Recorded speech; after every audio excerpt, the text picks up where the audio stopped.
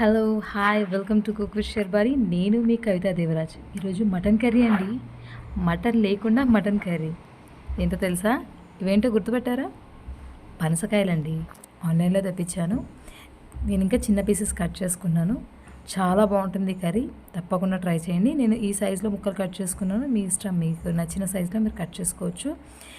అవి నేను కట్టెడ్ పీసెస్ తెప్పించాను. లేదంటే అంత జిగురు జిగురుగా ఉంటుంది కదా, అందుకని. దీనికి నేను డ్రై కోకోనట్ పౌడర్ వాడుతున్నాను, రెడీమేడ్ది. మీరు ఇంట్లో కోకోనట్ పౌడర్ ఉంటే అది కూడా వాడుకోవచ్చు.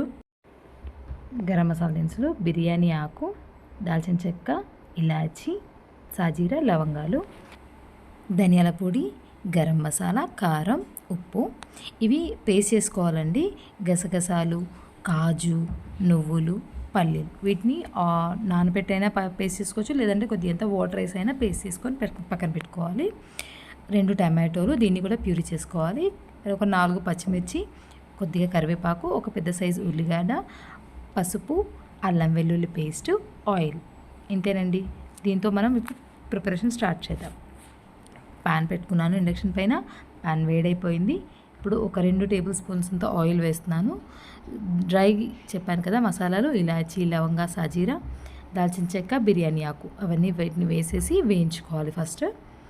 ఇది కొంచెం మనం ఆయిల్లో కొద్దిగా వేగిన తర్వాత ఇప్పుడు మనం ఆనియన్స్ వేసుకోవాలి. ఒక పెద్ద సైజు ఉల్లిపాయ చూపించాను కదా, అది చిన్నగా కట్ చేసుకున్నాను. దీన్ని వేసుకొని బాగా వేయించుకోవాలి. ఉల్లిపాయ బాగా వేగాలండి, మెత్తపడాలి. దీంట్లో అల్లం వెల్లుల్లి పేస్ట్ 1 స్పూన్ వేస్తున్నాను నేను. సరిపోతుందండి, ఎందుకంటే ఇంట్లో పట్టింది కాబట్టి కొంచెం ఘాటు ఎక్కువ ఉంటుంది. ఇది బాగా మిక్స్ అయిన తర్వాత దీంట్లో కొద్దిగంత ఒక 1/2 స్పూన్ అంత పసుపు వేసేసి బాగా కలిపేసుకోవాలి.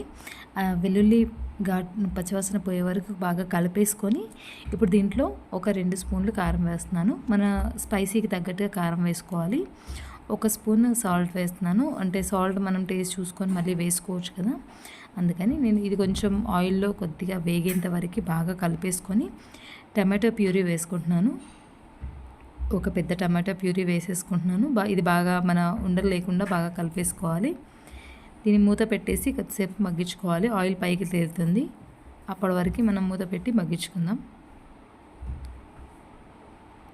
ఒక 5 మినిట్స్ అయిందండి. పైనంతా ఆవిరి పట్టింది కదా, చూసారా? ఉడికిపోయి ఆయిల్ అంతా పైకి తేలింది కదా. ఇప్పుడు దీన్ని బాగా కలిపేసుకోవాలి. ఇప్పుడు దీంట్లో కాజు పేస్ట్ అండి, కాజు, గసగసాలు, పల్లీలు అవన్నీ కలిపి పట్టుకున్నాం కదా, ఆ పేస్ట్ అది వేసేసి బాగా కలిపేసుకోవాలి. నేను ఇదే బౌల్లో కాసిని వాటర్ వేసేసి కూడా వేసుకున్నాను. ఇప్పుడు మన లూజ్ కన్సిస్టెన్సీ మనకు తగ్గట్టుగా వేసుకోవచ్చు. మనకి ఎంత పలచగా కావాలనుకుంటే అంత పలచగా. ఇప్పుడు మనం దీన్ని సెట్ చేసుకోవడం ఇదే టైంలో సెట్ చేసుకోవచ్చు అనమాట. నాకు ఎక్కువ పలచగా అవసరం లేదు, అందుకే నేను కొద్దిగానే వాటర్ మాత్రమే వేసాను. వేసేసి బాగా కలిపేసుకొని ఉడకబెట్టుకోవాలి కొద్దిసేపు. దీన్ని బాగా కలిపేసి మూత పెట్టి ఒక 5 మినిట్స్ ఉడికించుకుందాము.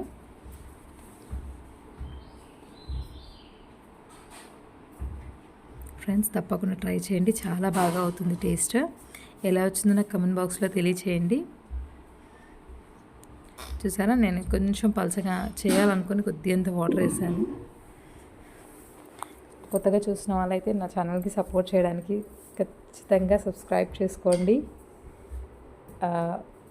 కావాల్సిన సజెషన్స్ ఏదైనా ఉన్నా పర్లేదు, నాకు ఎలా చేయాలి, ఎలా చేసుకోవాలి అన్న సజెషన్స్ ఇచ్చినా పర్లేదు, కమెంట్ బాక్స్లో తెలియచేయండి. నేను తప్పకుండా దాన్ని ఫాలో అవుతాను, నేర్చుకుంటాను. ఓకేనా ఫ్రెండ్స్?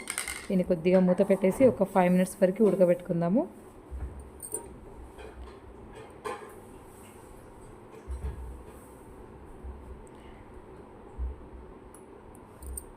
ఒక 5 to 10 మినిట్స్ అయిందండి. చూసారా, బాగా ఉడికిపోయింది. సైడ్కి నురుగు వస్తుంది కదా, నేను మంటను కొద్దిగా ఫ్లేమ్ తగ్గించుకుంటున్నాను. బికాజ్ అది చిట్లి బయటకు వస్తుంది అనమాట, బయటకంతా చిత్తుతుంది. వాటర్ ఎక్కువ ఉంటే ఇంకా ఎక్కువ చిత్తుతుంది, అందుకే నేను కొద్దిగా చిక్కగానే ఉంచుకున్నాను. ఇప్పుడు పనసకాయ ముక్కల్ని వేస్తున్నాను.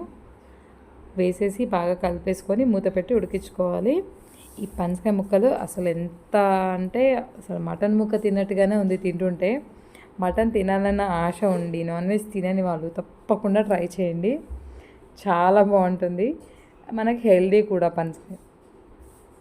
మనం పొరటు అవన్నీ చేస్తుంటే కొంచెం లెంతీ ప్రాసెస్. ఇది చాలా ఈజీగా చాలా బాగా చేసుకోవచ్చు.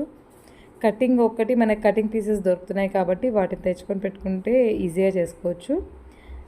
పచ్చిమిరపకాయలు 4 కట్ చేసుకున్నాను కదా, కొద్దిగంత కరివేపాకు, వీటన్నిటిని వేసేసి బాగా కలిపేసుకొని కొంచెం మూత పెట్టేసి ఒక 5 మినిట్స్ వరకు ఉడికించుకోవాలి. మూత పెట్టి ఉడికించుకుందాము.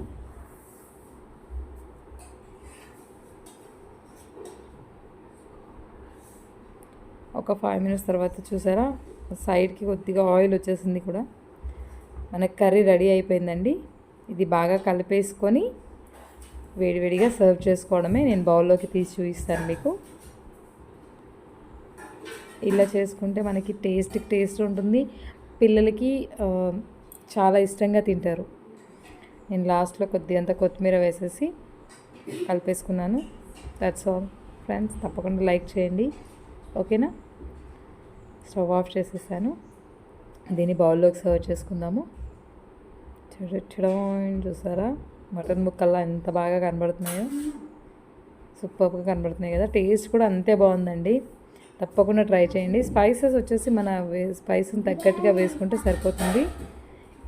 లుకింగ్ ఎంత బాగుందో టేస్ట్ కూడా అంతే బాగుంది. తప్పకుండా ట్రై చేయండి ఫ్రెండ్స్, ఓకేనా. లైక్, షేర్, సబ్స్క్రైబ్ మర్చిపోవద్దు. Thanks for watching.